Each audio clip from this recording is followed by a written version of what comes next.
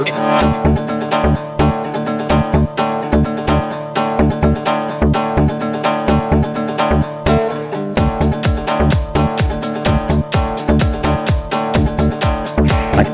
2022-yilda tashkil etilgan bo'lib, hozirgi kunda to'y bo'yicha nafar o'quvchilarga 44 nafar malakali ustozlar ta'lim-tarbiya berib kelishmoqda. Ushbu olimpiada O'zbekiston Respublikasi Prezidentining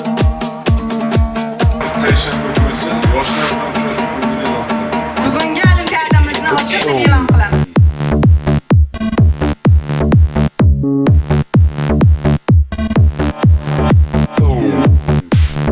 Ingliz tili savollari 15 ta.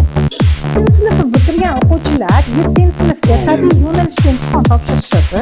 Varaqasining birinchi 25 talik savollari 6-sinf o'quvchilarida sayns fanidan, 15 ta navbatdagi savollar esa ingliz tili fanidan.